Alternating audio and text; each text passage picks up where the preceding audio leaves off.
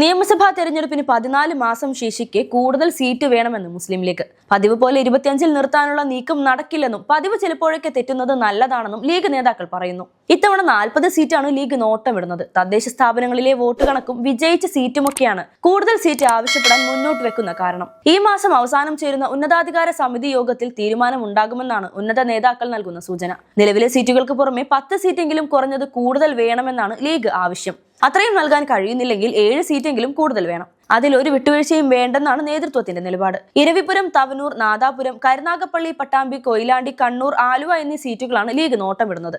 ഇതിൽ ആലുവ വേണമെങ്കിൽ കളമശ്ശേരിയുമായി വെച്ചുമാറാമെന്ന നിലപാടിലാണ്. ഇതിനൊപ്പം മാനന്തവാടി, കൂത്തുപറമ്പ് എന്നീ മണ്ഡലങ്ങളും ലീഗ് പരിഗണിക്കുന്നുണ്ട്. എന്നാൽ കോൺഗ്രസ് നേതൃത്വം ഈ ആവശ്യത്തോട് എങ്ങനെ പ്രതികരിക്കുമെന്നാണ് അറിയേണ്ടത്. തവനൂർ, പട്ടാമ്പി, ഇരവിപുരം, നാദാപുരം എന്നിവിടങ്ങളിൽ മുസ്ലിം ലീഗ് പ്രാദേശിക നേതാക്കളും പ്രവർത്തകരും സീറ്റ് ലീഗിനാണ് എന്ന മട്ടിൽ പ്രചരണം നടത്തുന്നുണ്ട്.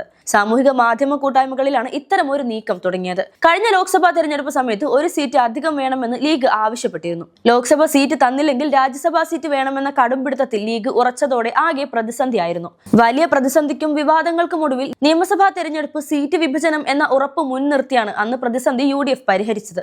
ഈ സമവായ നിർദ്ദേശമാണ് ലീഗ് ഇപ്പോൾ പുറത്തുവിട്ടിരിക്കുന്നത്. നേരത്തെ തന്നെ സമ്മർദ്ദം ചെലുത്തിയാലേ ചോദിച്ചതിന്റെ പകുതിയെങ്കിലും കിട്ടൂ എന്നാണ് ഒരു സംസ്ഥാന നേതാവ് പ്രതികരിച്ചത്. മാർച്ച് 28-നകം ലീഗിൽ ധാരണയുണ്ടാക്കി സീറ്റ് വിഷയത്തിൽ വിലപേശൽ തന്നെയാണ് ലീഗ് ലക്ഷ്യമിടുന്നതെന്ന് വ്യക്തമാണ്. എന്തായാലും ഏപ്രിൽ 2-ാം വാരം ചേരുന്ന UDF യോഗത്തിൽ ഇക്കാര്യം ചർച്ചയാക്കാനാണ് ലീഗ് തീരുമാനം.